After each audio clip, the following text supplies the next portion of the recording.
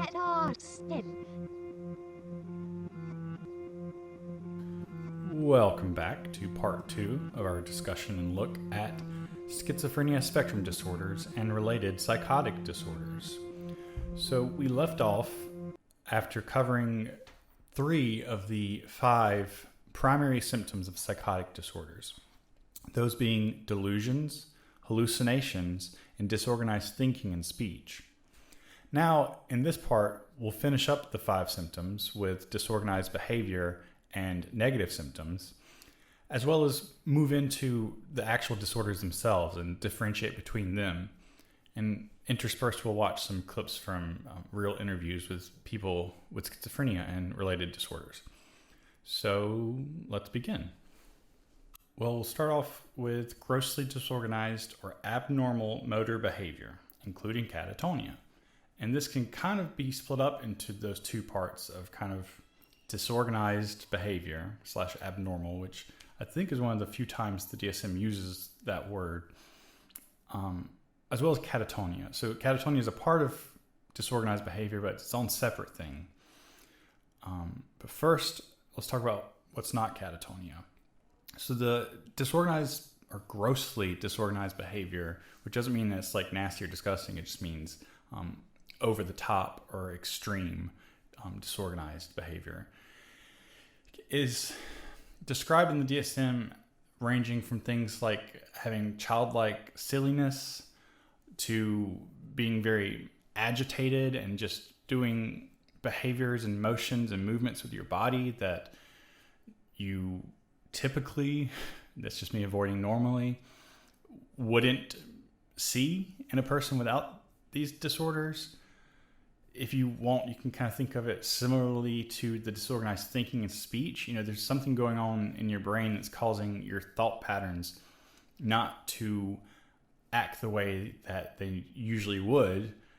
Well, there's also something going on in your brain that's causing your behavior and your movements not to act this way that they usually would. It's important to note, though, that, and I mentioned in part 1, none of these disorders that we're covering in the psychotic disorders section require you to have all of these symptoms. And it's probably not rare, but it's not a common thing to be able to check off all 5 of these symptoms for someone with schizophrenia. That's why we used to have these different subtypes of schizophrenia in the DSM-4 and before. But because, like I said, you know, there's not really a difference in prognosis or treatment or anything like that, demographic and cultural considerations, et cetera, between these subtypes of schizophrenia, they've done away with those and they just have schizophrenia now. But those subtypes used to be more leaning towards specific parts of these 5 symptoms, or different ways that these 5 symptoms would manifest themselves. Back to grossly disorganized behavior. So I think a good way might just be to go ahead and jump into a clip. This is of a case study with a woman named Heather that has schizophrenia. And it's kind of a slice of life picture, I guess. She's just gotten released on like a day pass from her mental health hospital. And I think that by watching this, just observing some of her movements and behaviors and actions, you can kind of see what is meant by disorganized or abnormal motor behavior. But again, some of this is subjective. But again, I've strayed away from my introduction to this clip, so I'm just going to show that here. What do you drink? What do you eat? Do you realize that I have a monopoly over the coffee industry? Okay, and so that's the problem, isn't it? That's the complaint, right? Well, I have kryptonite in me. You know what that is, don't you? Kryptonite? And, so if I have kryptonite in me and I drink coffee and soda, and no one else knows what to eat. I mean, you live on raw eggs? Do you live on raw eggs? Do you eat raw eggs? When I was pregnant, I think boys get pregnant and girls don't. Yeah, that's true. But I ate raw eggs, but, do you eat raw eggs? No, what do you eat and drink? Is that the big problem? You don't know what to keep you sane by? Is that a complaint? No? Okay.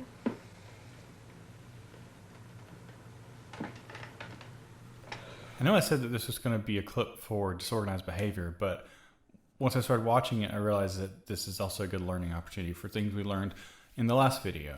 So I wanted to look at this first little monologue that Heather had at the beginning of this video, and then we'll continue watching it. So I kind of typed up a transcript, and I want to read through it, and then we can kind of examine this. What do you drink? Do you realize I have a monopoly over the coffee industry? Okay, so that's a problem, isn't it? That's the complaint, right? Well, I have kryptonite in me, you know what that is, right?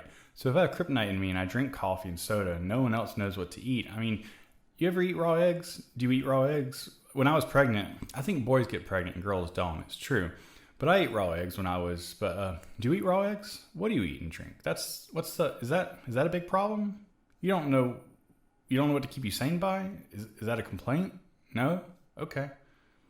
So I was trying to read that a little quicker to try and show off kind of really what's going on is disorganized thinking and speech, right? So I kind of color coded some of the key phrases here with just different, I guess, things to point out in this little bit. So in the yellow, I highlighted, do you realize I have a monopoly over the coffee industry and I have kryptonite in me? So yellow, I chose just to represent, those are essentially her talking about some delusions she has, right? So a monopoly over the coffee industry, I don't really know what she means by that because she doesn't go into it. But I'm assuming that's somehow tied to a delusion of grandeur or importance of somewhat. Usually a monopoly over a coffee industry wouldn't have to do with like persecution and things like that, or religious or automatic or, all those other ones. So it seems like it's most likely to be related to some sort of grandiose delusion. And then I have kryptonite in me. What do you think what kind of delusion would that be? I would assume again, you have to ask more questions, but it seems like it would be a somatic delusion if she believes that there's this foreign substance in her that changes when she drinks certain drinks or something. So then I have in blue, so I have kryptonite in me and I drink coffee and soda and no one else knows what to eat. I mean, you ever eat raw eggs? Do you eat raw eggs? When I was pregnant, I ate raw eggs. The blue part I have is just kind of really a first example of some derailment, essentially. So I guess the whole first half is the whole thing is derailment, really. It's disorganized speech. But I think it's interesting to note also that once we get to that green line, that I think boys get pregnant and girls don't. That's actually kind of a mixture of probably a delusion she might have as well as disorganized speech and behavior. Because you can see how that's like a derailment or a loose association where she was asking if you eat raw eggs. And I guess she remembers back to how she ate raw eggs when she was pregnant. But when she thought about being pregnant, she interjects, I think boys get pregnant, girls don't. It's true. But I ate raw eggs. So it's both a derailment, but also seems like it must be a delusional thought as well. But yeah, I think this whole little first speech is just a really good example of those first concepts of disorganized speech. But we'll continue with this video. My daughter now is in a state hospital. We, like most families, have run out of funds after years of seeking help in all the private facilities. And there certainly is a vast difference between the private facility and the state hospital. These are not hospitals. These are institutions, some of them very much like prisons.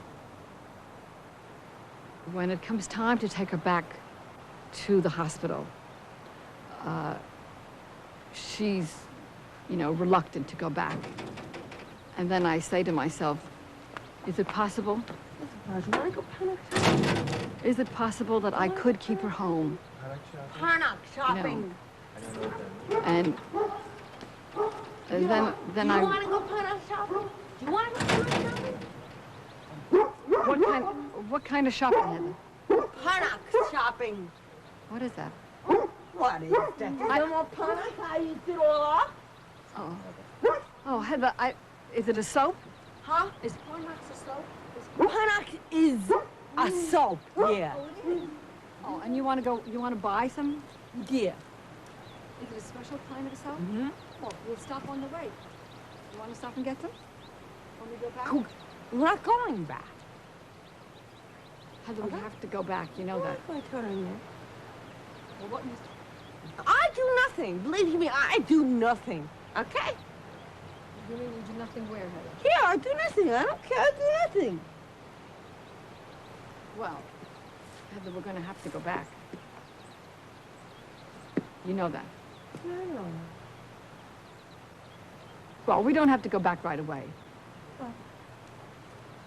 But you're not rough with me. Wait till they come here with the straight jackets, okay? No, Heather, they're not going to do that. If they don't do that, they don't have to go back. Mrs. Delote and Mrs. Bond told me in the morning that I am not welcoming back. She said, we ain't coming after you. They said that. Well, they shouldn't come after you. We're not going to have them come I after do nothing, and that's what I want to do, nothing. I know, Heather, but we do have to go back so that you can come here again and stay longer and stay overnight. You know that, Heather. We're going to have to leave, and then you'll come home again, Heather. I'm not going to Washington. We're just waiting for the paperwork. Did you ever have a complex? A president of the United States complex? That means you're retarded. You know, I'm retarded. You don't notice that, didn't you? You notice that, you know what I'm saying? I'm retarded. Right? I'm an idiot, a moron. You're not, Heather. You're none of those things, Heather. You're none I'm of a those boss. things. I'm a boss. I'm an orderer, a dictator, you know? You're not retarded, Heather. Could you buy Panax on the way? We have to go back to Manhattan today? Where do you live in Manhattan? Central Park West. Central Park. Near the St. Moritz? Yeah. Yeah. Did you ever wear a dress? Oh. Katie Bell was a feminine bother of mine. And this is... And boys with dresses.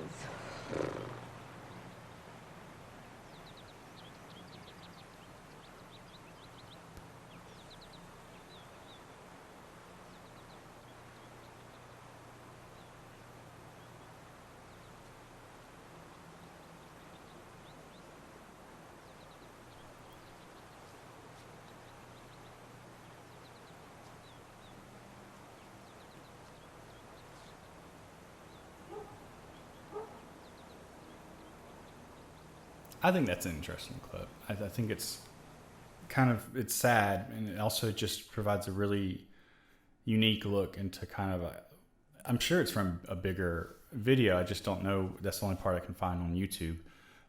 But it provides a really unique look at kind of one day in the life of a family that has a daughter with schizophrenia. For disorganized behavior, again, I should have said before the video that disorganized behavior somewhat is something that is observable, but also is a symptom that's reported.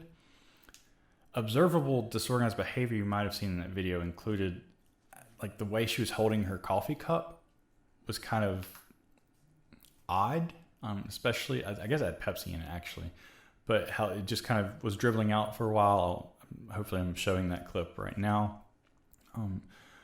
That general kind of childlike silliness behavior. Did you ever wear a dress?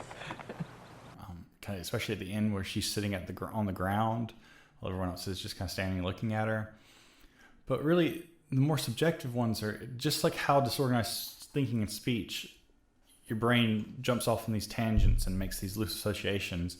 Same with that. It's kind of the disorganized behavior can somewhat be a result of that, where you're just switching streams of thought, and this results in kind of eccentric and erratic and what could be interpreted as kind of very anxious and I'm trying to look in the book for the word I'm wanting to say, agitation. The disorganized behavior part of this I think it's one of the more difficult ones to recognize on its own, but it is something that's present in many people with schizophrenia. But a bigger part of this kind of section of a symptom is the catatonia part I talked about. You've already heard the term catatonia before, a catatonic schizophrenic. Catatonia is not just something that is present in schizophrenia. You can also see it in autism spectrum disorder, in major depressive disorder, and bipolar disorder, probably other ones. But it is kind of a traditionally associated with schizophrenia. Catatonia can manifest itself in many different ways, and there's actually 12 psychomotor features or criteria for, well, here's a good point to point this out. There's not a diagnosis of catatonia necessarily. Catatonia is an add-on addition diagnosis. Like, it has its own F code, which is different from other specifiers. But you would not diagnose someone with just catatonia. The only condition is catatonia associated with another mental disorder. So for that, there are 12 criteria or 12 symptoms of catatonia that you have to at least show 3 or more of. So again, like I said, this kind of additional diagnosis can be added on to things like autism or schizophrenia or depression or bipolar if catatonia is present in those conditions as well. But it's not its own diagnosis. It's not its own mental health disorder. It's just a significant enough feature of different mental health disorders to warrant its own additional coding. So yeah, it's 12 motor features that are essentially characterize the idea of abnormal behavior, but they're not that related to each other. So the DSM gives the description that it is processing, searching. I just had this. Marked psychomotor disturbance that may involve decreased motor activity, decreased engagement, or excessive and peculiar motor activity. So it's like opposite ends of the spectrum there. It can either be that you're disengaging from the world and don't really... Well, a lot of catatonia in its essence is disengaging from the world, but that can manifest in either no response at all, like to the point of like just being frozen, to being very agitated as well. So let's just look at those 12 criteria or symptoms of catatonia, how catatonia can present itself. And remember, you have to have 3 of these or more. Can't say no one, but it's not expected that someone's going to have like all 12 symptoms, because some of these are actually kind of exclusive of each other. But it's this kind of not fully known condition that we've kind of, I guess, joined together. So those 12 symptoms are stupor, which is having little to no motor activity at all, so not really relating to the environment. Catalepsy, which is the passive induction of a posture held against gravity. So I'll get back to that in a second. Waxy flexibility is a condition where there's kind of actual even resistance to someone like moving your arm. So if you're holding your arm, I wish I was on video right now, but like on your knee, if I was holding my arm on my knee and I had waxy flexibility, you might be able to go up to me and kind of pick my arm up, and I would give like even, but I would give some resistance to it. Like it's like you'd be moving like a claymation doll or something. Does that make sense? Obviously, I don't know. But yeah, it's a waxy characteristic. You're not really. I wouldn't be if I had catalepsy and had catatonia. It would be this condition where I'm not really like, I'm not consciously like pushing back or trying to interact with you, but I would still like just kind of passively let my body be moved in whatever way you want to move it.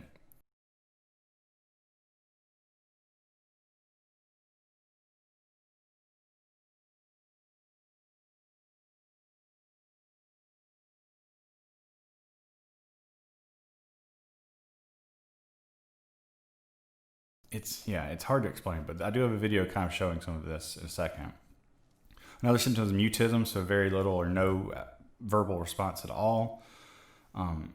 Negativism, so opposition or no response to instructions or external stimuli. So just if someone asks you to please sit down, you wouldn't respond to them. So just no response at all from a verbal like comprehension response.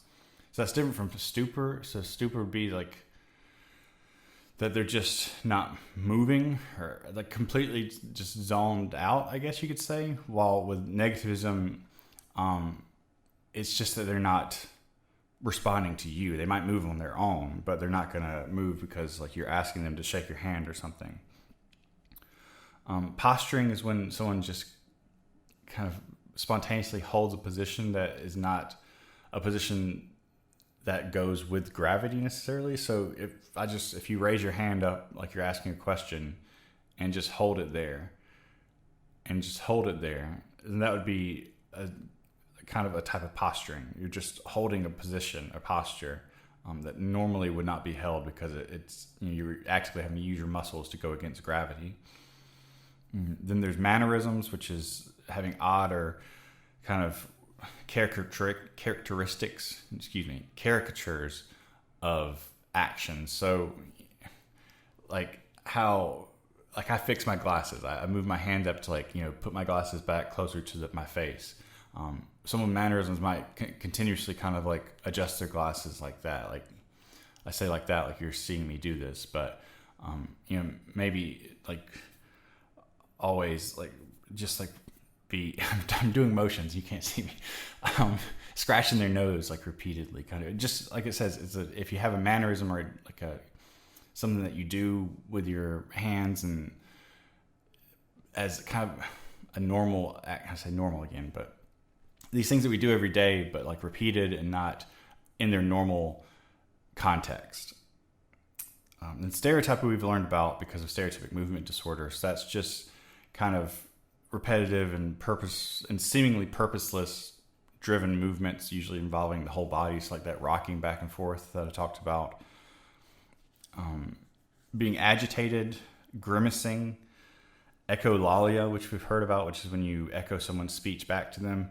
But then also echopraxia, which is when you mimic another person's movements. So if I was adjusting my glasses, someone with echopraxia, even if they didn't have glasses, might also act like they're adjusting theirs. So they would be mirroring my movements. And with echolalia, they would mirror my speech.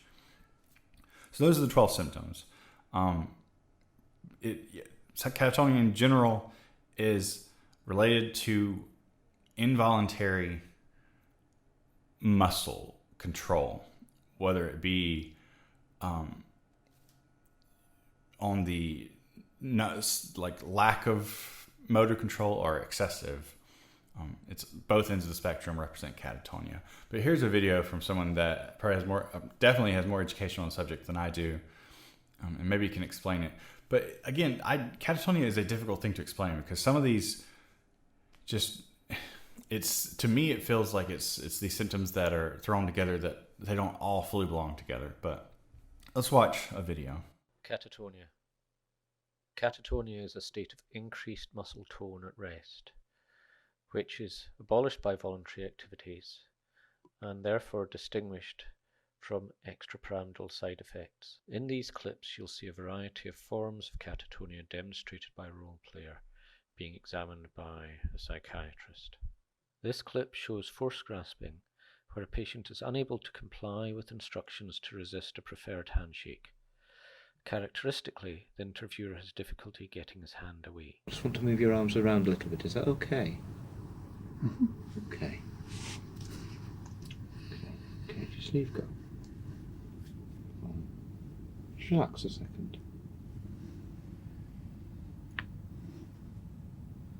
What I'm going to do, I'm going to put my hand out, but I don't want you to shake it.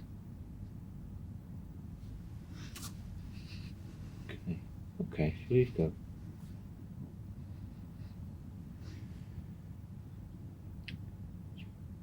Think carefully about what I'm asking you to do.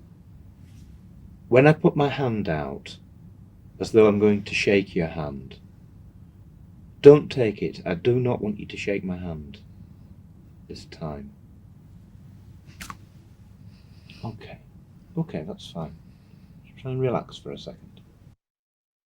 In this clip, waxy flexibility is demonstrated when a patient's limbs are placed in an unusual position, where they remain for a sustained period.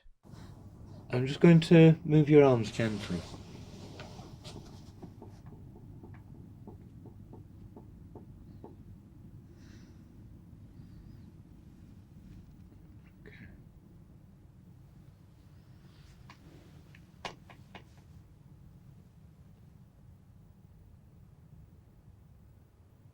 You said that you feel that there's something not quite right. You're having some difficulty explaining that. The patient in this clip is displaying opposition, resisting all attempts by the examining doctor to move his arm. I'm just going to move your arm gently. Just let it come with me. Okay? Okay, that's fine. That's fine. I'll try and pop it down this way now. Okay. Okay, that's fine. Hopefully that demonstration, which I think that was a very well acted role play, I would not have guessed that the client or patient there was actually an actor, but he is. And I think it's helpful in illustrating some of these. It obviously didn't go through all 12, and I'm not sure it even used all the same names that I did, but hopefully this can clear up some of the ideas of what catatonia looked like. But again, it can really represent itself in different ways. The Piano Man video that we watched earlier, he likely has catatonia along with his schizophrenia, which we'll go back to some more of that video. I think will be helpful. So let's go on to the last of the 5 symptoms, which is negative symptoms. So just like how grossly doesn't mean like nasty, negative in this case doesn't mean bad symptoms, because of course it's not like any of these others. It's not like people think delusions are like positive symptoms. They're great. And it's in this case, in schizophrenia, positive means it's a positive symptom is something that's added to you. So a hallucination is something that wasn't normally there in your mind. It's been added to your mind. So it's a positive symptom. A negative symptom is something that's been taken away from you. So in this case, negative symptoms might involve flat affect. So before having schizophrenia, you have complete control of expressing your emotions. When you're happy, you're happy. When you're sad, the full range in between. When you have flat affect, it's a completely flat, blank face that doesn't really show any state of emotion, or maybe it might show like kind of more like sad or depressed kind of, but just a very flat state of emotion that doesn't change. It's that would be a negative symptom. It's your traditional. It's not a fair way to get around normal. Your prior way of expressing emotion through your facial features has been taken away. It's been subtracted. It's negative, a negative symptom. Some other negative symptoms also include losing motivation, which is called avolition. So someone with schizophrenia with negative symptoms might just sit kind of staring off at a wall, not because they're catatonic and like are in a stupor, but just because they're so little motivated to do anything or think about anything else that the mind's just content sitting there. So that's kind of extreme avolition, but it can be minor to just feeling more like it's just harder to get motivated to do anything. So avolition, we have flat affect. There's also a withdrawal from social participation. So again, taking away your ability to socially connect with others. So a lot of people with schizophrenia that have negative symptoms will just become more reclusive and be less active with friends and family, partly because of possibly delusions and hallucinations that they're having, but also just because it's a symptom of something that occurs when the brain experiences schizophrenia, that there's just a natural pullback from communicating with other people or socially participation. Let me see what I'm leaving out. Flip. Philadelphia. I'm going to cut this. Looking through the book, I see that the DSM says that really the avolition... avolition and the flat affect are what they call diminished emotional expression. Same thing. Those are kind of the two core symptoms of the negative symptoms. But along with the lack of motivation and lack of emotional expression, there's also alogia, which is lack of speech, just not talking as much.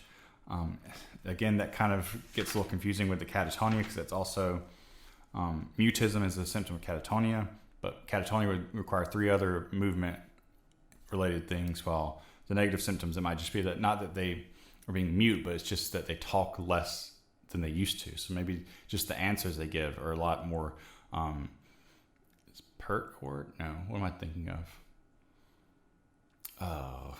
Well, I don't know. They're just a lot more concise and restricted with their speech. And there's also anhedonia, which would be a lack of ability to feel pleasure with activities that once gave you pleasure. So hobbies and interests that you have, not only are you not motivated to complete them, but you also just don't get the same enjoyment from doing those things that you used to get.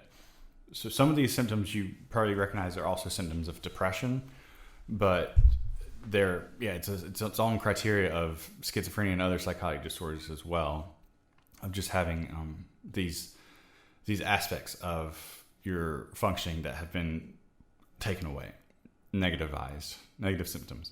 And that is all 5 of the core symptoms of psychotic disorders. Hooray! Now we can actually look at the disorders we're covering today. So, again, a reminder, those disorders include delusional disorder, brief psychotic disorder, schizophreniform disorder, schizophrenia, schizoaffective disorder, substance-induced psychotic disorder, and psychotic disorder due to another medical condition. So I'm going to try and move through these at a good speed. Starting with delusional disorder. So delusional disorder is likely the simplest of these because, refer back to those 5 criteria that we covered for the psychotic disorders. Well, delusional disorder just requires one of those. The presence of delusions. 1 or more delusions for at least 1 month or longer. And that's criteria A. Criteria B for delusional disorder, which by the way is F22. Criteria B is that criterion B is that criterion A for schizophrenia has never been met, which essentially just means that only delusions have been present, because we'll see in schizophrenia you had to have 2 of those 5. So if there are delusions and hallucinations, then it's not delusional disorder. If there are delusions and negative symptoms, if there's delusions and disorganized speech and thoughts, disorganized behavior, any of the other 5 essentially, then it's not delusional disorder. It's likely schizophrenia or something else. So criterion B is essentially saying only delusions from those 5 are present. And then criterion C says that apart from the impact of the delusions or its ramifications, functioning is not markedly impaired and behavior is not obviously bizarre or odd.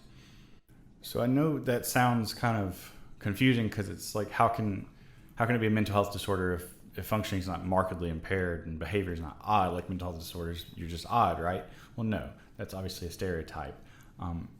This would be more, again, kind of along with criterion B, is really making sure this person doesn't have schizophrenia. That's just delusional disorder. Because if their delusions are making them act in erratic and disorganized ways with speech and behavior, then it's likely that it's not delusional disorder.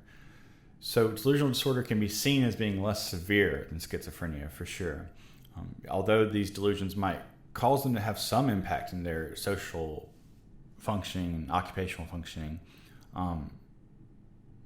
So like if you're delusional that your spouse cheated on you and this causes your marriage to fall apart, that's an impact. It's affected your social functioning, but it's a direct result of the delusion. It's not markedly impairing it as outside of the delusion itself, if that makes sense. It's not causing you to quit work and things like, well, yeah, it's trying to make sure that there's not that disorganized behavior and thoughts and things that are present in schizophrenia. And then if the person, criterion D is that if a person has ever had a manic or depressive episode, that they've not been coincided together, which we'll see why that's important when we get to schizoaffective disorder. And criterion E is that there's no other known cause for why someone might be experiencing these delusions. So specifiers for delusional disorder, you do specify which type of delusion is being experienced. If we refer back to those types that we covered in part 1, I actually see that I left one out. But just a brief review, there's the erotomanic type, which is when you believe that you're in love with someone or someone loves you. Grandiose type, when you think that you're, have the greatest and amazing, but maybe people don't recognize you as being amazing, or all the way up to where you're, like the reincarnation of Jesus. There's a jealous type, which is usually just about a spouse being jealous that their wife might be cheating on them, which, is different from persecutory type, which thinks that people are, out to get you, and both involve paranoia, but paranoid about different things. There's not just a paranoia type. Then there's the somatic type, which has to do with your body, and nihilistic type, which is more of like the end is nigh, as well as I don't exist kind of delusions. So you specify which type of delusion it is. If there's more than one delusion, which is pretty common to have both a grandiose delusion and a persecutory delusion. So I'm the reincarnation of Jesus, and that's why the government's out to get me. Those would be both of those, right? So in that case, you would specify it as mixed type. And mixed type is a pretty common specifier. You wouldn't specify each one. You just specify mixed type. Especially if no theme predominates. So there's not one that sticks out. They're both kind of equally important in this person's narrative. And there's also unspecified type, which is where, it doesn't really fit into one of these neat boxes. And then you might include in parentheses kind of a description of what the delusion is. Then you also specify whether if this is a I'm reading here. The time specifiers are only used after a diagnosis has been held for 1 year or longer. And if that's the case, kind of after 1 year, I guess you reassess the diagnosis and decide whether the diagnosis is a first episode and they're currently still in that acute episode being delusional. So it is the first time they've ever had a delusion disorder, and they're still currently experiencing the full symptoms of delusional disorder. That would be that specifier. First episode, currently an acute episode. First episode, currently in partial remission. Again, this is their first time ever experiencing it, and they still have some symptoms of delusion, but they are getting better with those symptoms. Maybe they're more able to recognize that they are experiencing delusions and working towards kind of confronting those delusions and getting past them. Well, and there's also first episode currently in full remission. So that's when there haven't been any delusional disorder symptoms for, I think, usually it's 6 months, but it doesn't say specifically with this one. And then finally, there's multiple episodes currently acute, multiple episodes currently partial remission, multiple episodes currently full remission. Continuous, which is when the symptoms of the disorder, I guess, have lasted. It doesn't say specifically how long they've lasted, but it's longer than first episode, currently an acute episode. So,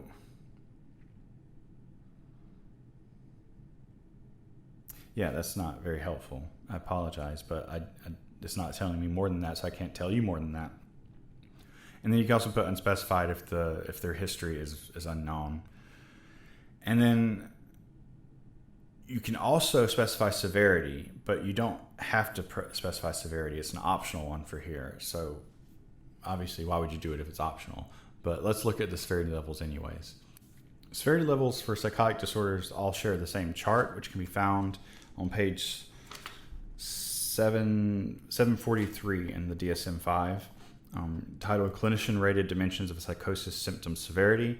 So when you're doing severity for all these psychotic disorders, you actually give a separate 0 to 4 ranking of severity for each of those 5 domains of psychotic disorders. So obviously for delusional disorder, you would just give a 0 to 4 ranking on their delusions. And that ranks from a 0, which is the delusion not present at all, so why do you even put it there, to the 1 where there's, it's not like, there are delusions, they have firm beliefs that aren't changing despite being shown that those beliefs are wrong, but they're not really having a pressure to act on them. It's just something they believe kind of passively. So it's not really affecting their functioning at all. So at level 2, there's a little pressure to act upon the beliefs, but it's not really bothering them. By the time you get to level 3, there is getting to be some pressure to act on these beliefs and do something about this delusional belief that you have, and it is starting to bother the person, agitating them and causing some distress. And then at level 4, there's severe pressure to act upon the beliefs, and they're very bothered and distressed by the beliefs they have. So it's unlikely that someone with delusional disorder will have a level 4 delusion, just because, well, I won't say that, but it's more likely when you're getting to level 4 that there's going to be more than just delusional disorder. You're actually dealing with schizophrenia or something else. But it's possible to have level 4 delusions as well, I guess. So yeah, that's that chart is the severity that you would use for all the psychotic disorders, and you can look at that yourself for the future. So that's delusional disorder. And so there's also the specifier with bizarre content. Again, if it's deemed that it's possible to happen, or it could possibly happen, their delusion, then it's not bizarre, and you wouldn't put the specifier at all. You just don't include it. But if there are bizarre delusions, meaning that there are delusions that could not physically occur, then you would add the specifier with bizarre content. So again, that diagnosis could look like F22, delusional disorder, comma, mixed type, comma, with bizarre content, semicolon, first episode, currently an acute episode. And then you could give a severity level of, delusion severity level of 2 or something like that. It's however you want to write it. So is there anything I want to add about delusional disorder? Just a couple of points on development and course. Some people that are diagnosed with delusional disorder will go on to develop schizophrenia. So it's maybe their psychotic symptoms started off as delusions, and then other psychotic symptoms became present after more time passed.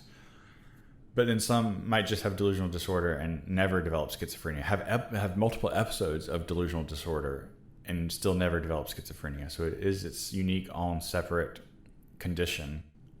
It is also somewhat heritable.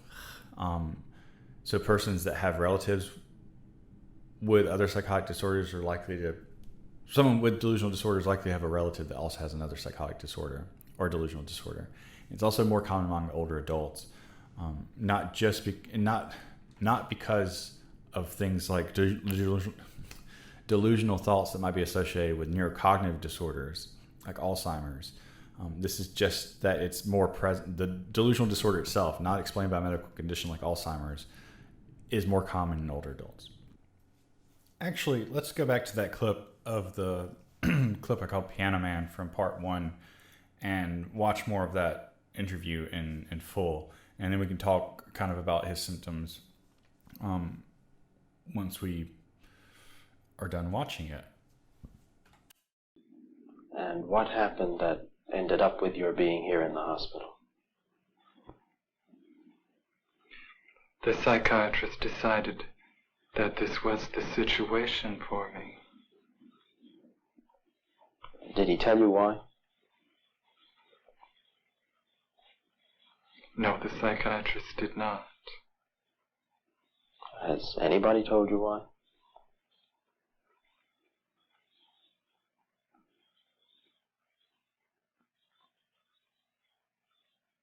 No. Have you any idea why? Yes. And what is that? I am not completely like other people. What do you mean by that?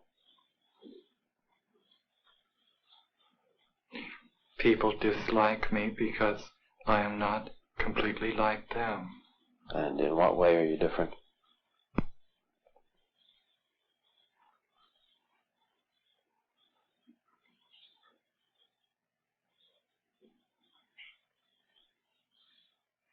I am trying to do with my life something which few people try to do. And this influences my thinking and consequently my actions. What is it you're trying to do with your life? Play the piano for people. I'm not clear. How is it that playing the piano for people has eventually resulted in your being here in the hospital?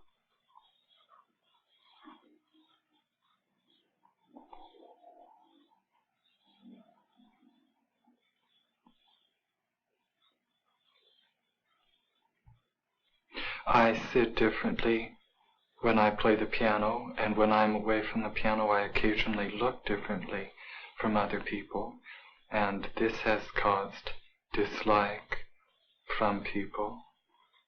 They dislike you because you sit differently at the piano? Yes. What way do you sit at the piano that people would dislike you?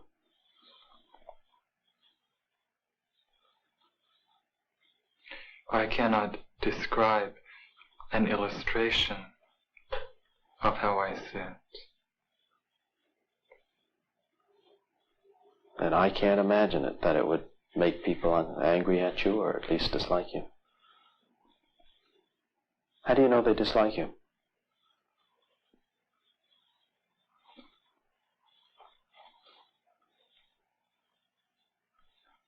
My father does, and doctors do, because of the way I appear in relationship to the way I sit at the piano, and occasionally stand when I am away from the piano because of the way I sit at the piano. How do you stand when you're away from the piano that they dislike you?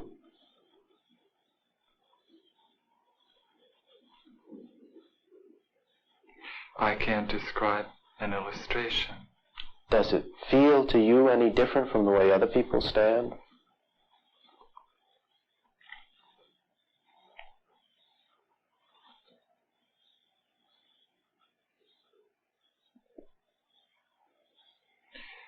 Yes, it feels different. In what way?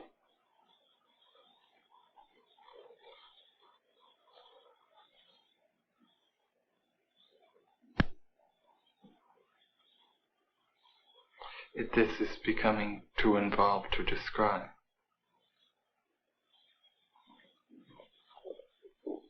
Would I be right in assuming then that you don't feel that you belong in the hospital, but that other people did feel that? As soon as I express the belief that I do not belong in this hospital, which is a mental hospital, then those who dislike me want to find a worse place for me. I'm not sure I understand. Could you make that clearer for me?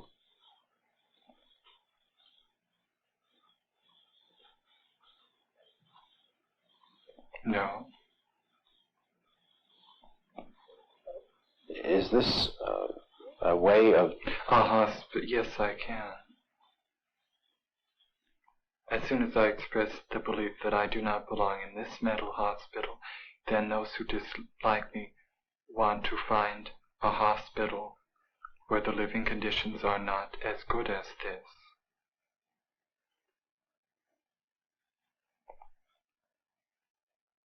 But why are you in the hospital in the first place? I'm not clear.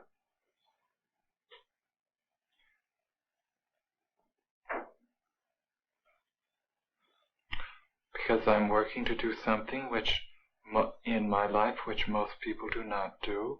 This influences my thinking and occasionally my actions, and a psychiatrist has noticed this. What has he noticed? Likes the actions and the thinking, and has decided that I should be here to change them. What actions?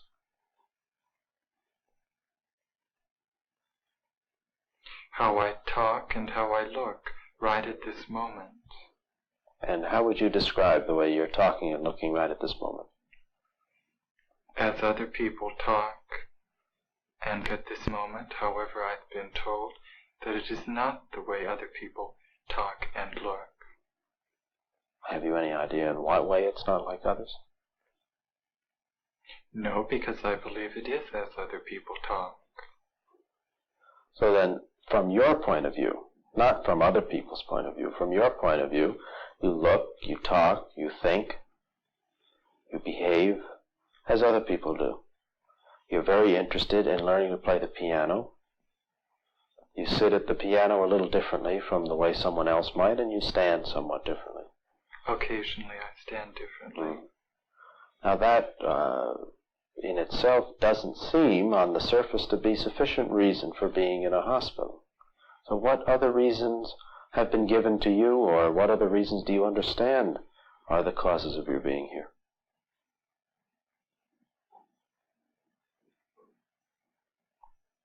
I'm supposed to not be mentally well. Oh. And what's supposed to be wrong with you? No doctor has told me. It's hard to believe. I tell the truth.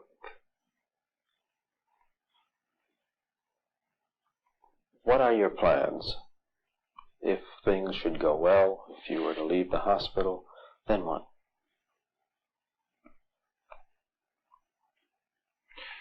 I need financial help from my father to prepare me for obtaining a job as a piano instructor at a university where I will be able to teach people how to play the piano and also play the piano for people. Have you had the training yet to permit you to be an instructor?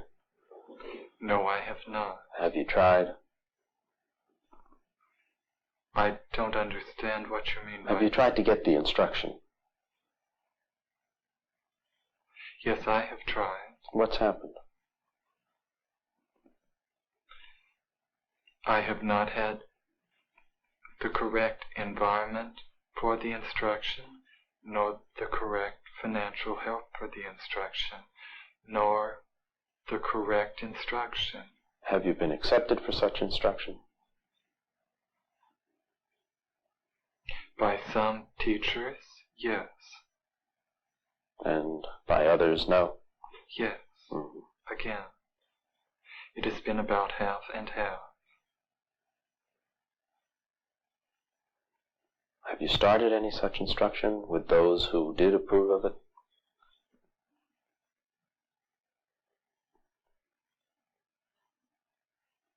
Yes. And how has it gone?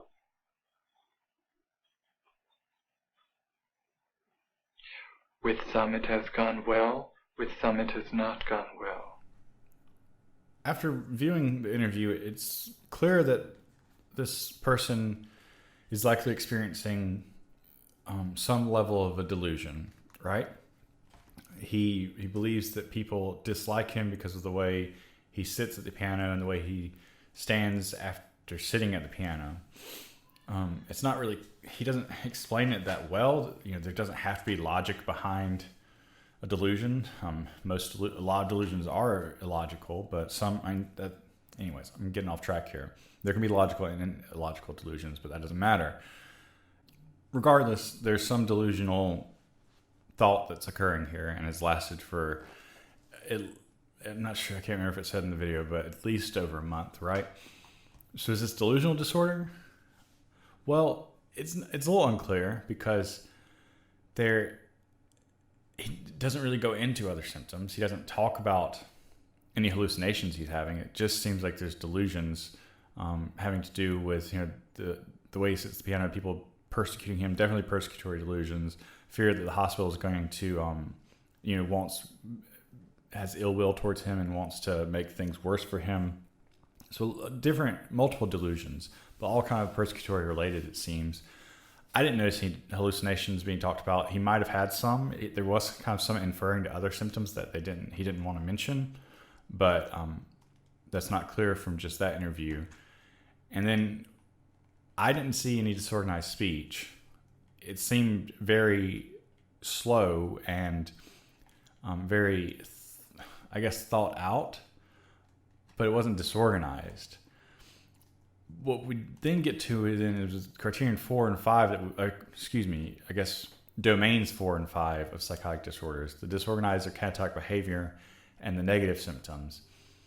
Then you have reason to believe that he seems like he could meet the diagnosis for catatonia, or not diagnosis for catatonia, but the inclusion of catatonic behavior, because he has very little motor movement, and it's hard to know from just him sitting in a chair, but his lack of movement beyond just, his mouth and eyes points towards there could be some sort of stupor and other psychomotor slowing that's occurring, and especially with catatonia. Also, this YouTube video says that he has catatonia, so I'm going to just assume that the the data that was along with this video clip had his diagnosis. So I bring that up to say that even though he has a delusion, it doesn't seem like he has any hallucinations. It's not delusional disorder. It's much more likely this is actually schizophrenia, because it seems like he also has catatonic behavior and negative symptoms. He very flat affect. It seems like there's some anhedonia and logia going on, where he doesn't seem like he enjoys things he used to, and he doesn't speak very many words at a time. Again, there can be some kind of crossover between catatonia and negative symptoms, but it's likely that if you had a better interview with this person, a better clinical interview, you would find out that they would meet the criteria for 4 and 5 as well. So I wanted to point this out to show that there is more to this delusional disorder than just delusions, or to show that a way of saying that just because this person is only talking about delusions, those other criteria need to be acknowledged and can be seen through interviews. Does that help at all? I don't know. I just think it's an interesting clip too. So then we move to what is really more of, I guess it's considered that schizophrenia spectrum, the 3 disorders of brief psychotic disorder, schizophreniform, and schizophrenia. Because really, we'll see that the big thing that differentiates these 3 disorders is how long has it lasted. There's a little bit more subtlety to it, but that is really the big question that differentiates. So brief psychotic disorder, as the name implies, is the briefest of these 3 disorders. There's also one other change, and that is that for criterion A, you only need one of the following psychotic features, and negative symptoms is not one of them. So why would that be? Well, that's because if you meet the criteria for negative symptoms, and let's say that you have, avolition and a lack of facial expression, and the criterion A is one of the following, then you can't be diagnosed with brief psychotic disorder just because you're showing, depressive symptoms. So essentially what you're left with is, if you said that you needed 1 and kept the 5th symptom of negative symptoms in there, you'd be overdiagnosing this disorder. But if you said that you needed 2, you actually would end up underdiagnosing this disorder, because we'll see that criterion B is that it's really a short period of time this is happening in. It has to last between 1 day to 1 month of going from pre-morbid to having the disorder to going back to pre-morbid functioning. So having quote unquote normal functioning levels on day 0 to having a full psychotic episode before. So yeah, on January 31st, I felt quote unquote normal, but why did I pick February? That's a confusing one.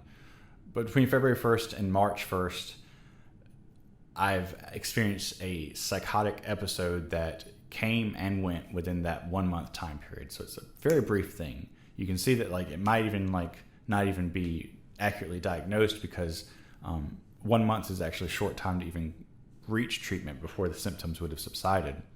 But obviously, if someone experiences this more than once, then they would recognize a pattern, hopefully, and seek help for it. But that's kind of the core of this diagnosis, that there's one or more of the 4 first psychotic symptoms or domains, and that's lasted 1 day to 1 month, and that's not better explained by some other condition. So you can specify if it's with a marked stressor, or you should, specify if it's with or without a marked stressor. So a marked stressor is implying that there's some sort of event that happened in this person's life that essentially caused them to lack of a better word, cause them to snap and have a psychotic episode. So this used to be thought that this is the way that brief psychotic disorder worked, is that it was always associated with a non-stressor. You lost your job and you experienced a psychotic breakdown because of losing your job, or someone died, or something happened in your life that was so stressful that it caused you to have a psychotic episode. This does happen. That would be diagnosed as F23 brief psychotic disorder, with marked stressor. And a lot of times I think you're supposed to include what that stressor is, though it's not saying that. But if you want to be thorough, you would. So if symptoms occur in response to events that singly or together would be markedly stressful to almost anyone in similar circumstances in the individual's culture. So again, you add subjectivity there, DSM.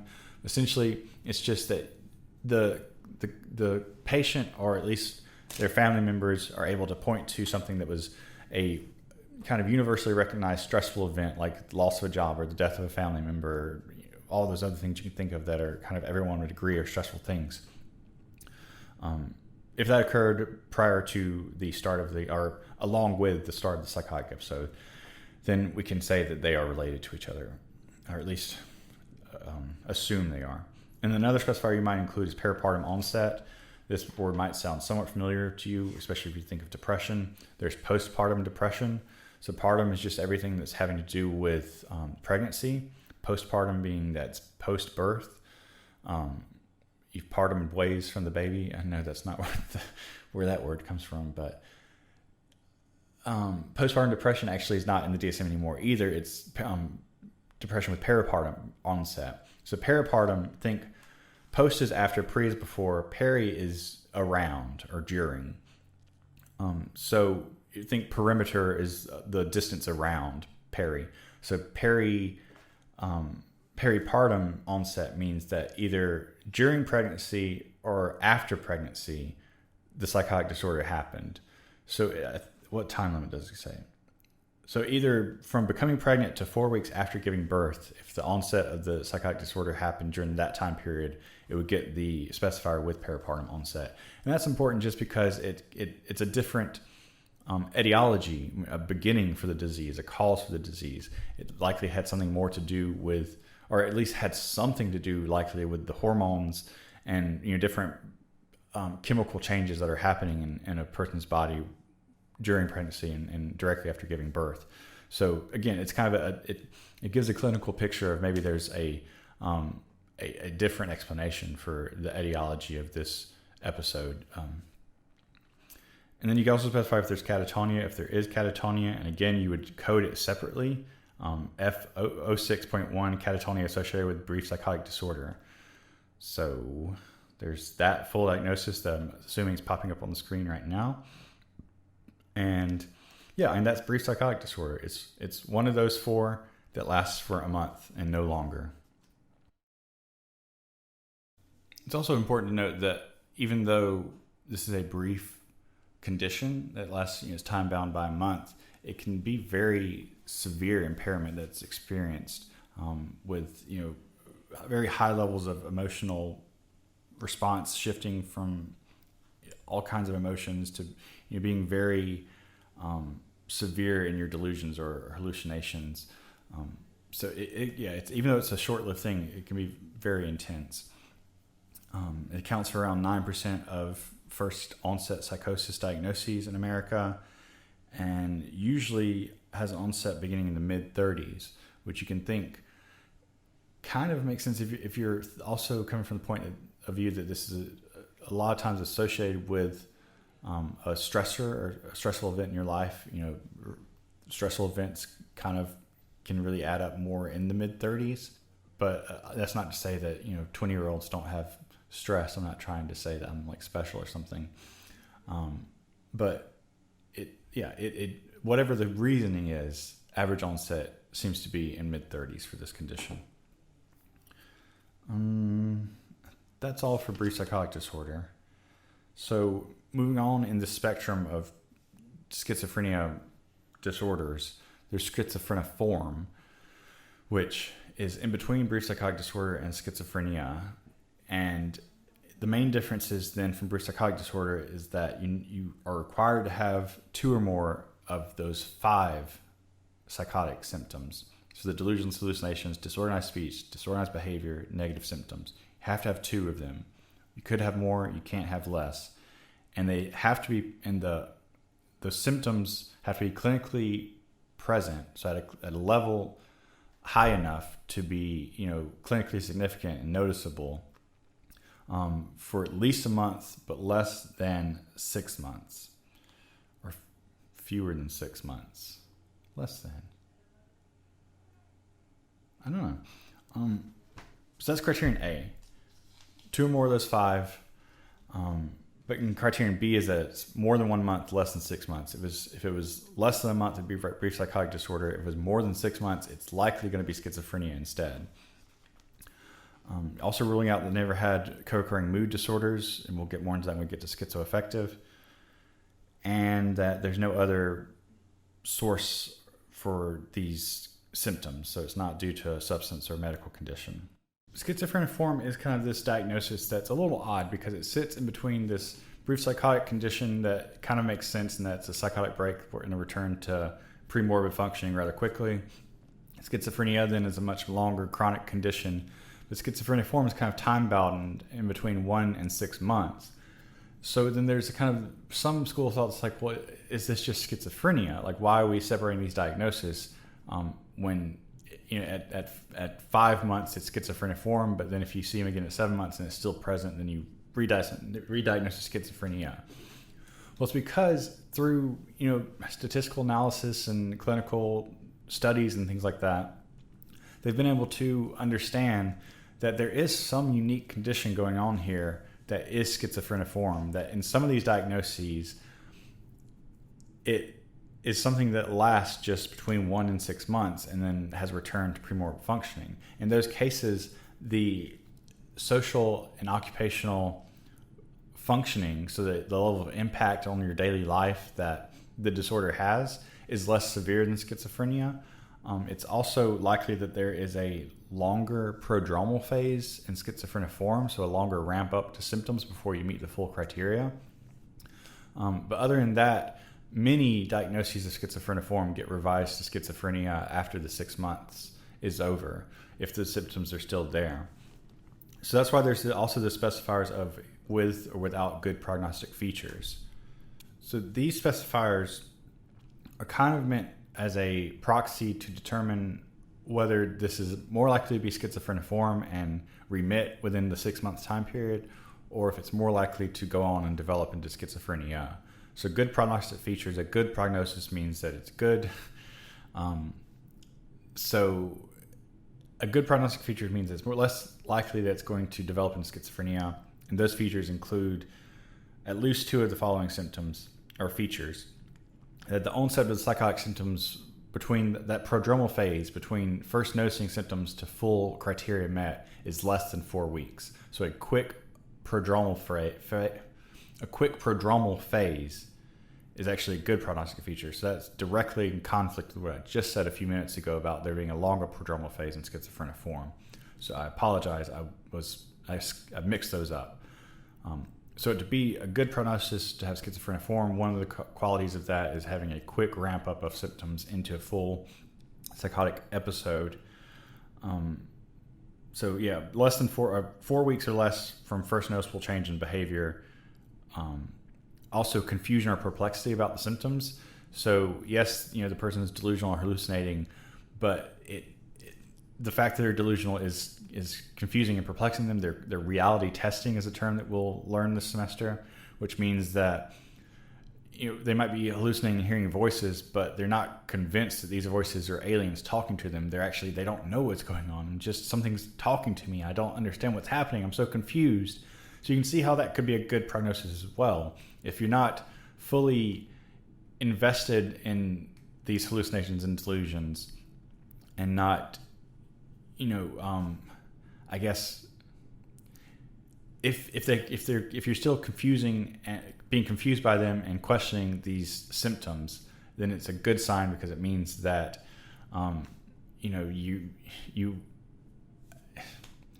I don't know how to say it without sounding mean, but you haven't fully jumped into the delusion or hallucination yet.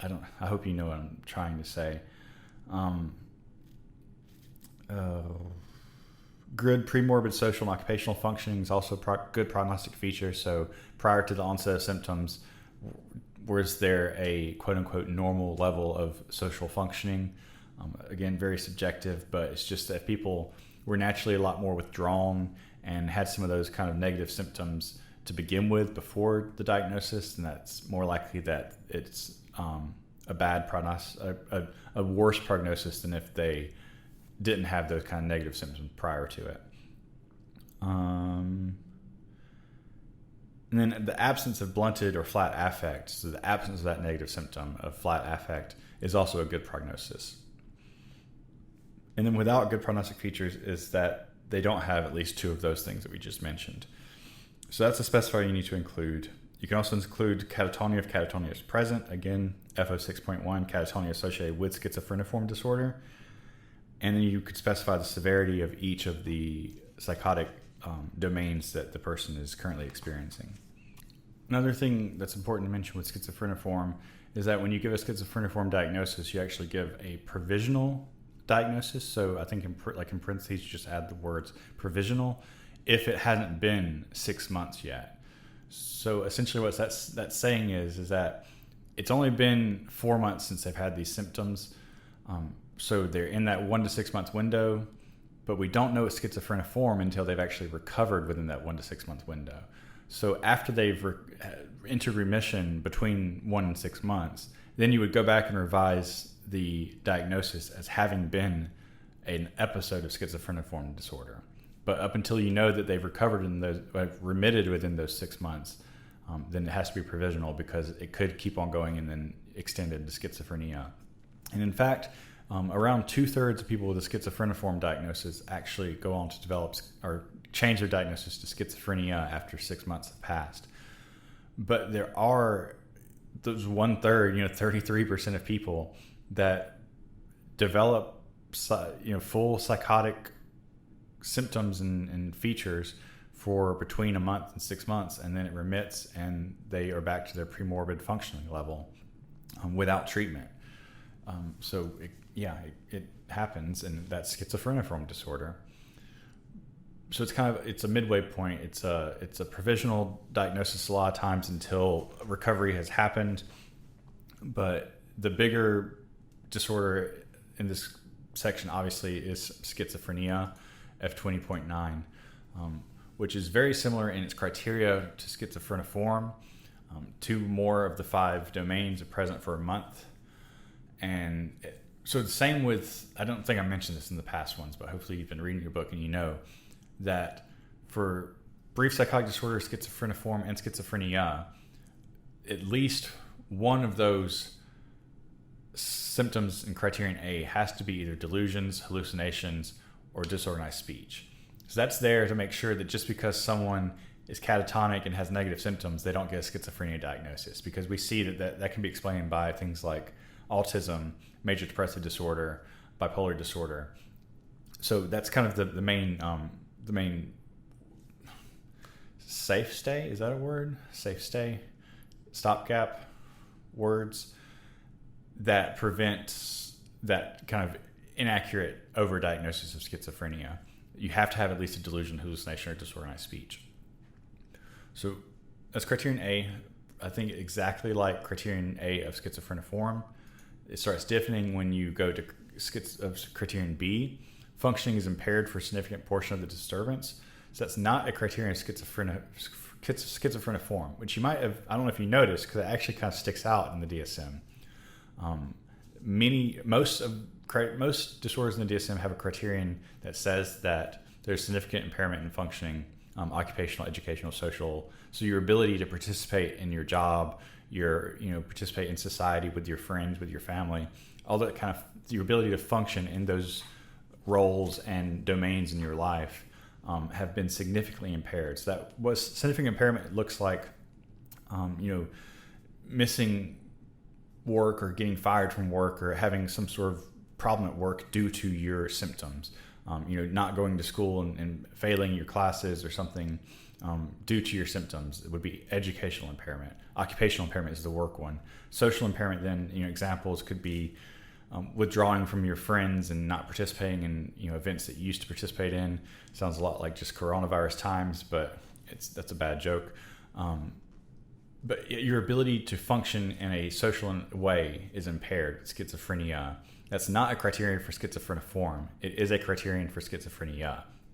So there you have the idea that schizophrenia is at its base more impairing than schizophreniform. It's a requirement of schizophrenia to be impairing. It lasts for more than 6 months or 1 month if treated, which gets confusing.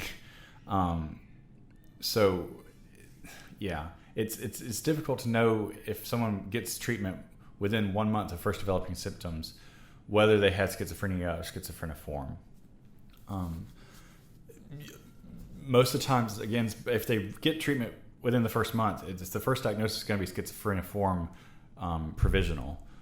But after 6 months, even though they're on treatment and they don't meet the full symptom criteria of schizophrenia, because they got the schizophreniform provisional diagnosis and it's now been more than 6 months, if there are still some symptoms of the disorder despite treatment, then could still switch to schizophrenia.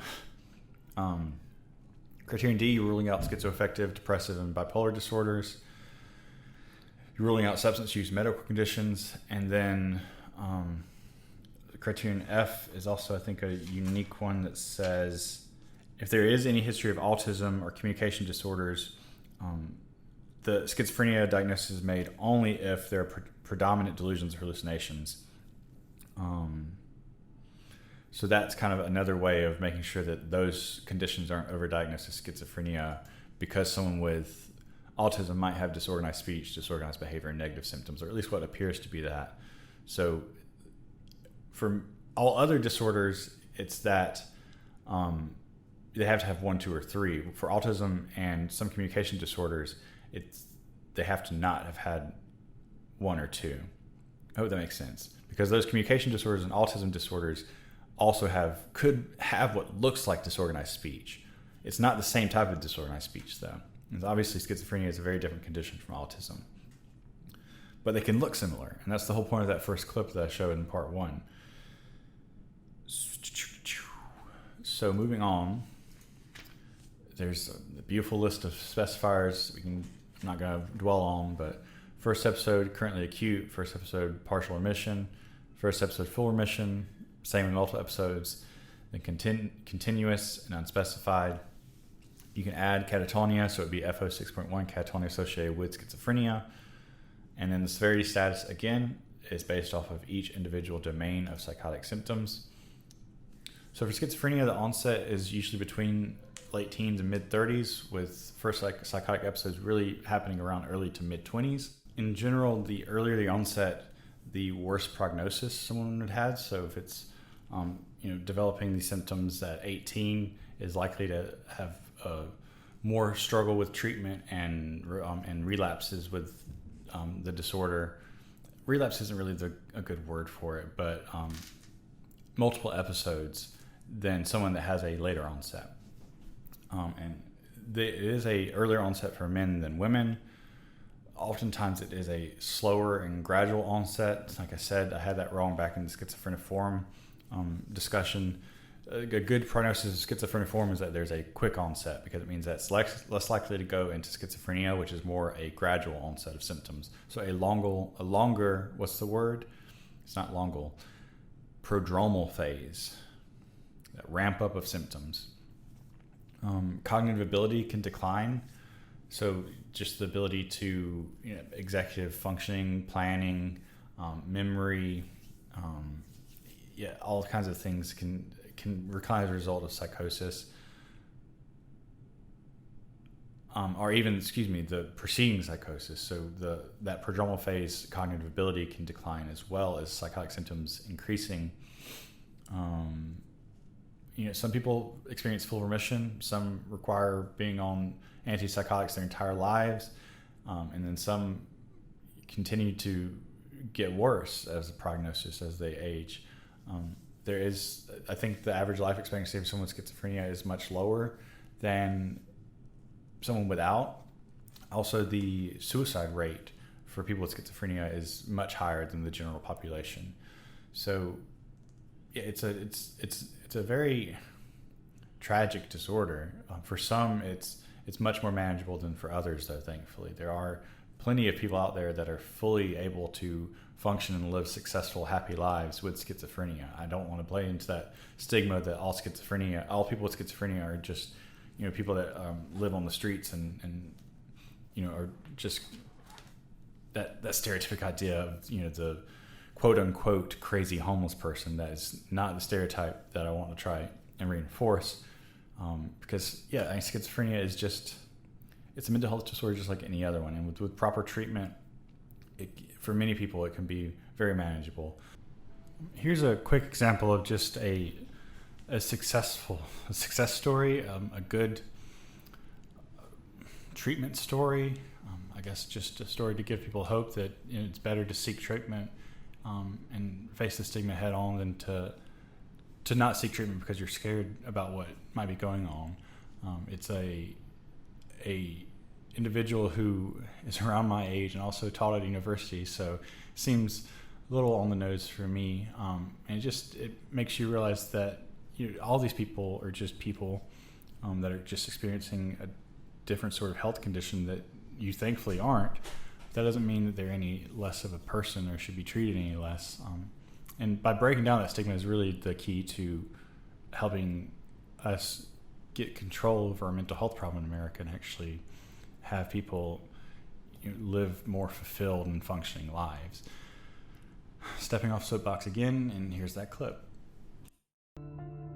I was about 29 years old when I started noticing symptoms, and I was teaching at a university. I didn't know what could be wrong. I didn't know very much about schizophrenia. Something wasn't quite right. I think it was just that my life was too difficult to handle. And I remember remarking to someone that something didn't seem right in my head. I had severe insomnia. There were definitely some strange thoughts. And I had a really difficult time managing stress. When I was hospitalized, I was initially hospitalized at Western Psychiatric Institute and Clinic. They assigned me to the STEP clinic. They're equipped to handle a crisis situation. Because of the stigma surrounding schizophrenia, I didn't want to be identified with the illness. It was just overwhelming. Initially, the group therapy was helpful. One-on-one therapy was also really helpful. It's not easy, but once you get the meds right and feel like you have a normal that you can live with, it's very livable. Don't delay in getting help. Don't be afraid of the diagnosis. The faster you get a diagnosis, the faster you can get on the road to recovery. That's what the STEP Clinic has done for me. So antipsychotics are usually the first line medication and kind of treatment option that's used for people with schizophrenia, even though it has really bad potential for side effects. It is also just one of the better medicines we have to reduce psychotic symptoms like delusions and hallucinations. So the time between onset of symptoms and seeking treatment or receiving treatment is correlated with worse outcomes. So the longer people wait to seek treatment, the worse the prognosis.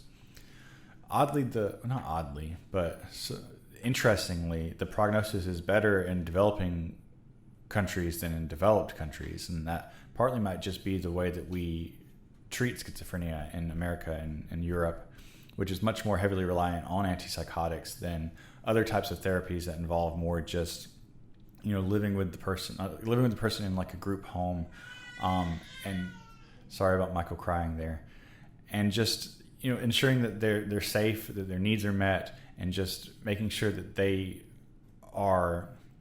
that their symptoms are exacerbated is the main thing. And just hoping that along with maybe some medication use can help people reach a state of remission. And then also just noting that smoking is also very highly correlated with schizophrenia and also antipsychotic use, there's just something about how antipsychotics really dull your senses and your ability to think. It's kind of like a drone state, like I said in one of those videos.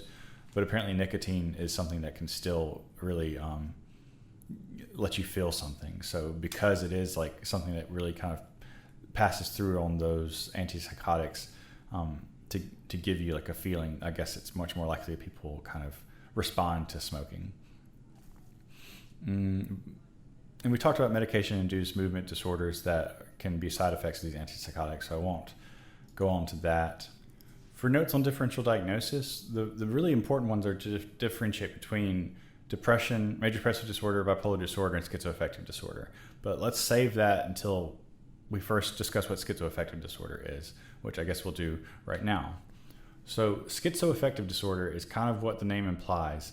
It's essentially a mixture between schizophrenia and an affect disorder, a mood disorder.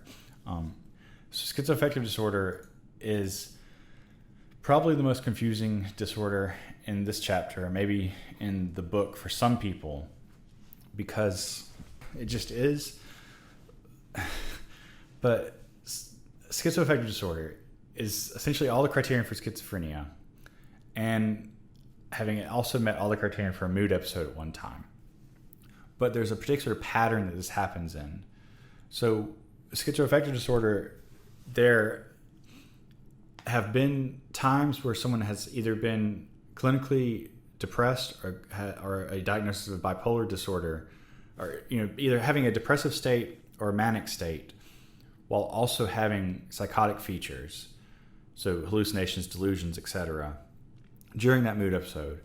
But also there have been times when this person has had psychotic features, so hallucinations, delusions, etc., without any mood episode.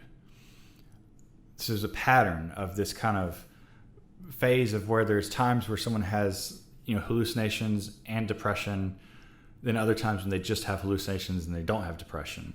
So the reason that's important to distinguish is because depression and bipolar and manic episodes can have hallucinations and delusions and psychotic features as part of them, but they're only contained within the mood episode. So someone that has a major depressive disorder with psychotic features might experience hallucinations and delusions while they're depressed, but when they're not in a depressed episode, they don't experience any psychotic symptoms at all. Someone with schizoaffective disorder would still experience some psychotic symptoms even when they're not depressed. But usually there's a pattern of a ramp up in that prodromal phase where it starts off as a prodromal phase of psychotic symptoms. And I'll correct myself if I get this out of order. So things like, maybe hallucinations and delusions and disorganized speech start to occur and start to be noticed and start to get worse until eventually a manic episode or depressive episode also occurs alongside those psychotic episodes. So it's almost like, I'll just use hallucinations as an example, so it's a little more streamlined. You start to hear some voices. It's not that noticeable and it's not that frequent. It becomes more frequent, more noticeable, more distressing. You're starting to fully have auditory hallucinations, and then you also experience a manic episode with hallucinations. So there's that kind of path of growing psychotic symptoms into a mood episode, and it needs to be a pattern as well. So it's more than once this has happened where there is a ramp up of psychotic symptoms and then a mood episode.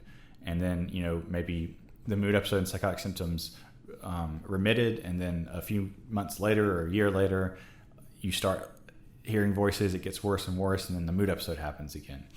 So they're tied together, but there's a pattern of it. So it's not, someone could have, what makes it confusing is someone could have schizophrenia and have major depressive disorder. The difference there is that there's not a pattern. It's that they have schizophrenia and then sometimes they're depressed. So they might have a depressive episode without any psychotic symptoms sometimes. They might have a psychotic episode without any depressive symptoms sometimes. There's no pattern to it. It's just that sometimes they're experiencing depressive episodes, sometimes they're experiencing schizophrenic episodes. There's no pattern of a ramp up of psychotic symptoms into a mood episode. And I've said it that way so many times that now I really need to look in the book and make sure that is the way that the pattern usually occurs. And it looks like I was actually right for once. The book says that the following is a typical pattern. An individual may have pronounced auditory hallucinations and persecutory delusions for 2 months before the onset of a prominent major depressive episode. The psychotic symptoms and the full major depressive episode are then present for 3 months. Then the individual recovers completely from the major depressive episode, but the psychotic symptoms persist for another month before they too disappear. So again, that's not saying it has to be that way, but that's saying that's a typical pattern of how there's kind of a ramp up of psychotic features, then a mood episode with psychotic features, and then maybe the mood episode ends, but there's still psychotic features, and that ends too. But the point is that there are times where there are both the mood episode and psychotic features, and there's times when there's just psychotic features. Because if it's always mood episode and psychotic features together completely, then it's likely just bipolar or major depressive disorder. Schizoaffective is this middleman between schizophrenia and those disorders that represent this specific kind of pattern of episodes and yeah. So looking at the actual criterion, criterion A, uninterrupted period of a mood episode, coinciding with criterion A of schizophrenia, but there have also been 2 or more weeks of hallucinations or delusions without a mood episode. The mood episode is present for most of the active and residual phases of the disorder. So, the prodromal phase, the ramp up symptom, they're starting to have hallucinations. But by the time they have full hallucinations, usually the mood episode occurs as well. And of course, you need to rule out substance use and medical conditions in criterion D. Then you would specify if it's F25.0, schizoaffective disorder, bipolar type, or F25.1, schizoaffective disorder, depressive type. And of course, catatonia as well. And then all the same specifiers as far as length are present. Some development course notes. Onset is about the same schizophrenia, early adulthood. So sometimes you might be diagnosed first with schizophrenia or first with major depressive disorder, and then after the pattern is noticeable, you get re-diagnosed as schizoaffective. That's kind of typical because it's difficult to notice that pattern after the first time it's happened. So the pattern kind of requires repeated times to be a pattern. So if you just go to the doctor the first time it's happened, there's not really enough evidence to know whether it's schizoaffective or schizophrenia or major depressive disorder. Sometimes there might be, but usually there wouldn't. So the bipolar type of schizophrenia is more common among young adults, while the depressive type is more common among older adults. And then if you want to, you can read the rest of this. I am posting slides online now, so for all these lectures, even when I'm not using my slides as my backgrounds, you can still look at the slides and maybe that'll help you. And then I have this little flow chart to possibly help with kind of piecing these apart. So we have 2 or more delusions, hallucinations, disorganized speech, disorganized behavior. This isn't a perfect system. I didn't even write this perfectly right. But if it's just delusions, then it's probably delusional disorder. If it's not delusions and not any of these psychotic disorders, then it's probably something else. If they do have at least one of these things, has it been more than 1 month? If no, then it's probably just brief psychotic disorder. Again, brief psychotic disorder, you only need one of the delusions, hallucinations, speech, or behaviors, but it can be more than one. But the big thing there is, has it been longer than a month? And no. And then if it has been longer than a month, did they reach remission before 30 days? And then if that's yes, then it's still brief psychotic disorder. I hope I'm not confusing you more. Has it been greater than 6 months? Well, no, then it's schizophreniform provisional. And this is a very simplistic idea of looking at this, but it's just meant to hopefully be a guide to help you distinguish these. So if it's been greater than 6 months that you've had these symptoms, have you had a mood disorder as well? No, you've never had a mood disorder. Then it's most likely schizophrenia because it's been greater than 6 months of having these psychotic symptoms. If you have had a mood disorder, were the psychotic symptoms ever independent of the mood disorder? If yes, then it's probably schizoaffective disorder. If no, then it's actually probably schizophrenia with major depressive disorder, or just like major depressive disorder with psychotic features, or bipolar disorder with psychotic features. So there's that. And this is usually the point in class when people are confused and we really dive into it and understand, ask questions and get a better understanding of how all these things are differentiated. But unfortunately, we're not doing that now. So instead, I think I'm going to actually start a discussion board on Moodle where people can ask questions about each individual section. Maybe that'll help people if we can see each other's questions and I can respond and type to the questions on there. So I'll send an email about that too, but I'll set that up to correspond with this week's lecture. And then quickly trying to wrap up on these things. I don't want to spend too much time on this, but there's substance medication-induced psychotic disorder, which is you fill in the blank for the F code depending on which substance is being used. You can see like if it's an alcohol-induced psychotic disorder, you would write F10 point, and then the point depends on the severity of the alcohol use disorder. Don't worry about that too much right now because we haven't gotten to substance use disorders yet. But if the person has a mild alcohol use disorder and they have an alcohol-induced psychotic episode, and they would get F10.159 alcohol-induced psychotic disorder. If it's a cocaine-induced disorder and they have a moderate to severe use disorder, they would get F14.259 cocaine-induced psychotic disorder. And if there's not enough information to know if they have a use disorder or if they just don't have a use disorder, maybe it's the first time they've ever tried methamphetamine and it sent them into a psychotic episode, then they could get like F15.959 amphetamine-induced psychotic disorder without use disorder. So, yeah, essentially, a substance medication-induced psychotic disorder is just what it sounds like. It's when a psychotic episode was induced by some sort of substance or medication that you took. So there's a presence of at least a delusion or hallucination or both. And then there's some sort of a temporal relationship that exists to make there be good evidence to believe that these hallucinations and delusions are a result of a substance that was taken or withdrawal. So either being intoxicated from the substance or withdrawing from the substance, which we'll learn about again in the substance use disorder class. I think we all kind of have an idea of what intoxication and withdrawal mean. So with alcohol-induced psychotic disorder, a lot of times that would be from experiencing alcohol withdrawal, delirium tremens, you can hallucinate and things like that. Then that could be a alcohol-induced psychotic disorder as a result of withdrawal. Then another option could be like a cannabis-induced psychotic disorder. Could be that. So it gets confusing because when we're dealing with illegal substances, especially that are known to cause delusions and hallucinations, just because you're taking LSD and you hallucinate doesn't mean you have an LSD-induced psychotic disorder. It has to be delusions, hallucination symptoms that are present beyond what is normally expected from intoxication with that substance. So if you took PCP and you were delusional and hallucinating, and having all these dissociative symptoms, but then a day goes past and you're still experiencing delusions, hallucinations, even though the other symptoms of the drug have worn off. You're clearly no longer intoxicated by the substance, but those delusions, hallucinations are still lasting. So with like marijuana, you can have delusions. You can't really have hallucinations in marijuana, but you can be delusional. A friend I once knew had a cannabis edible and was delusional that there was some sort of a gas leak going on, and they were convinced that we were all under it's possible that we could be acting this way because there's a gas leak, and how would we know if we're actually like dying from being gas poisoned and all this kind of stuff. And your mind can just race and be paranoid because that's just a possible side effect of cannabis. But it's also it's a known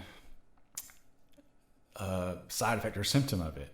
It would only be a cannabis-induced psychotic disorder if that delusion then persisted beyond the effects of the substance. So if they felt that delusion on Saturday night, and then Sunday, all day Sunday, they were still concerned about the gas leak, and it gets even worse maybe, then it's beyond what would be considered quote unquote normal for that substance, and has reached the point of being a substance-induced psychotic disorder.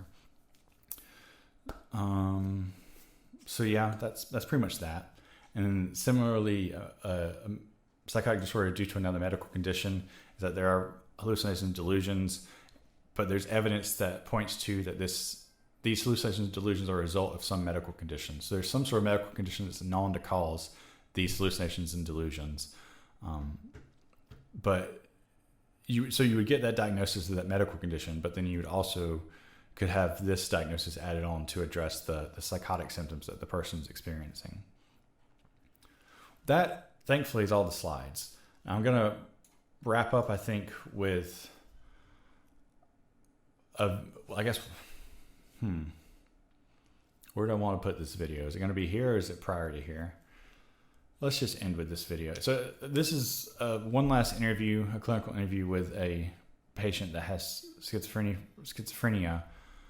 And I think he has a good representation of many of the symptoms that we talked about. He does have some, I think he expresses some pretty discriminatory and I'm not sure, I can't remember how he talks about it, how negative he is, but he's got, I guess, paranoia about people thinking he's gay. So he might say some anti-gay things. So just a warning to that. But yeah, it's still an interesting interview. Be on the lookout for symptoms like referential delusions, some forms of disorganized thoughts and speech. And yeah, so just another clinical interview example of schizophrenia. I guess I'm just going to wrap up with this one. Actually, I'm going to come back and talk after the video. What kinds of problems were you having before you were admitted to the hospital this time? There are two communications. This is what I mean when I say two. You get a better picture what I mean. I guess this means two. Well, I see that there type of communication like that. And I don't acknowledge that type of communication like that. I don't respond to it.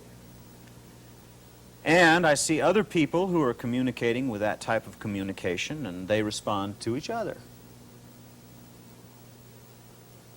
Well, there will come out words, negative or positive, in reference to how many fingers are being held up or something of that nature.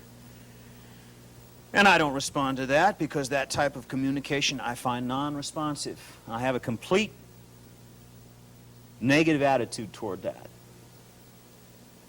Now, if people resent when they assign me like that, when it seems like when it's obvious I'm supposed to respond positively and I give a negative reaction because I don't accept that type of communication as a means of communication due to the fact that I don't understand it completely.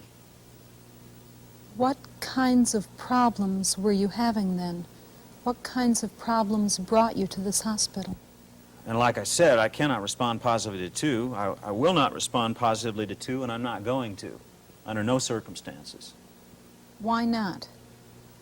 Because I associate the number two with homosexual and lesbian activities, and if that's what it is and that's what I think it is, then I'm not going to have nothing to do with it. How do you know that two fingers means homosexuals or lesbianism? Because from my analysis of watching these people communicate. Which people? People, all kinds of people. People around here, people in this community. They acknowledge the number two to be homosexual and lesbians. And when I can analyze their practices over a period of time, that's the conclusion that I reach. This is the most conclusive conclusion I can reach. So you think the homosexuals and lesbians walk around the streets going like this? Yes. Yes, with the right hand. That signifies homosexual and lesbian activities. Lesbian is the same as a homosexual, because she wouldn't be a lesbian if some homosexual hadn't misused her. What do you think they're communicating when they do this? What do you think it means? That they will participate, if the time and the place are right, in these types of activities. If they're alone together, something of that nature, they would probably make a date if they found each other attractive. You feel that people have come up to you and done this, the two fingers? Well, they do this all around me. Well, the first thing I notice as a rule when they approach me, see, I'll watch their hands, and usually that'll tip the indication off. How long do they do it? Well, they move their fingers like that, and sometimes they do it without knowing it. Well, no sooner do I see them coming like that, and I am gone. I am going somewhere else. I do not want to be involved with that type of person because homosexual is homicidal. Oh, it is? Why, definitely it is. Why do you say that? Because it's a deviated mind. A homosexual is the nearest thing to homicidal that you will find, as far as I'm concerned. How long have these sorts of things been bothering you intensely? Well, it's hard for me to find somebody to... How long, though? About 2 weeks? Oh, no, this has been going on for the last 20 months, you see, but the reason... I was going with this girl. She had only one arm, her left arm. So I couldn't tell her communication like that at first. But now that I have analyzed her activities and such, I find that she has been involved. See, I've watched people respond to her communications like that, and because she has trouble communicating with her right arm, you see, I really didn't know. I thought she only had one arm. Oh, she has one arm, the other is crippled. See, what the deal is she has been active in this. And now she can get on my frequency when she wants to. You see, all you see is Continentals and Gremlins, because her mother and father drives Continentals, she drives a Gremlin, and I started having psychotic problems like that. And you feel like you're stuck in the middle. I see it all around me. That's my problem, see. I see it, I don't know which way to turn. You know what I mean? I see it here. There might be a person over there. I might want to talk to that person. I start talking to the person. They turn around. I see the 2 sign in the right hand. I see the 2 fingers in the right hand. I know I can't talk to that person. So I go on to talk to another person. Well, before I finish talking to that person, I see the 2 sign in the right hand. I know I can't talk to that person. I make a mental chart of all of these people. I'm completely negative toward it. I just can't tolerate it. Yesterday, they came up here, and he sat over there and played with my leg. They? Who? My mother and her friggish boyfriend, a homo. He lives with her in a house, and they run downtown and spend the night with a man. Well, I knew I had to get out of there because she had him there for the purpose of trying to persuade me to get me involved with those types of activities. Homosexual activities? And lesbian activities. So you think your mother is a lesbian? Well, I know she is, because I was tried on a rape charge a few years ago. You were? Yes, and the girl I did not rape. I requested something. Requested what? Well, whatever I requested, it was performed. And they locked me up for rape. And I've been locked up for 20 damn years. And these damn people out here are doing the same damn thing they're doing in the damn penitentiary. That's the same damn thing. And then, to find out that other people are involved in this, damned incest in that family of mine, a bunch of homos and lesbians. In your family? Yeah, I got an uncle that's a pervert. I couldn't have no place to stay one summer. Summer's her name. I came to his house. I was cold, I didn't have no place to stay, so he more or less indicated I could stay there. Well, no sooner did I come through the door than he grabbed me by both cheeks of my buttocks and indicated he wanted to stick his penis in my rectum. Your uncle did this? Yes. And he belongs to the church. And this is why nobody wants to do anything about it. And besides that, they don't do nothing about it because he's on Social Security and they need his money. So they don't pop off. He's just paying them off. He's just a big fruit, a homosexual lying there in bed doing anything in the house to anybody he wants to because they're too lazy to get off their asses to whoop him. Get off their asses to support themselves. So they stay there, they put up with this stuff, yet they holler about it all the time, but they don't do nothing because of his age, because of his money, because of the church. You know, the damn church is involved in this too. Silver and black imperial. Silver and black imperial? Yes, imp. You know what impish is? Doesn't it mean a small man like a dwarf? No, that's not impish. You get the dictionary out, you look the word up. Impish. I don't have a dictionary here. What was it you were saying? Something black imperial? Yes, I know where it's located at. What is it? Is it a church? Yes, the Reverend used to have one. Have one what? An imp? Yes, he had a black imperial. I don't understand what a black imperial is. I know. Because you're going sideways now. You're just here to see how much I know. I know quite a bit. Any word that starts with IMP? You said impala, you said imperial. Yes. All of those words mean imp to you? What about a cougar? What would you associate a gar with? What is a gar? See, this is what I'm telling you about these letters coming together. I separate them out. They indicate people's desires. So these words give certain messages to you. Yes, they do. Do you feel that somehow things are especially arranged by these homosexuals and homicidals? Do you feel that these people specially arrange things for you? I feel that they have a certain power, yes. What kind of power, do you know? Electromagnetic airfields. I feel that they can intervene to show what the desires are and what they want to do, and how they can almost set me up at times. I don't know how they do it, but they can do it. They can almost maneuver me different ways at times. I don't know when these times are. I can't tell when my defenses are down. If I knew precisely how, then I could keep my defenses up 24 hours a day continuously. You see, now, this is why I'm losing sleep. I'm scared of going to sleep. Like at night, I'll put my dresser up against the door there. I'll put my table up against the door. I lock all the doors and windows, because you don't know when they're going to break in on you.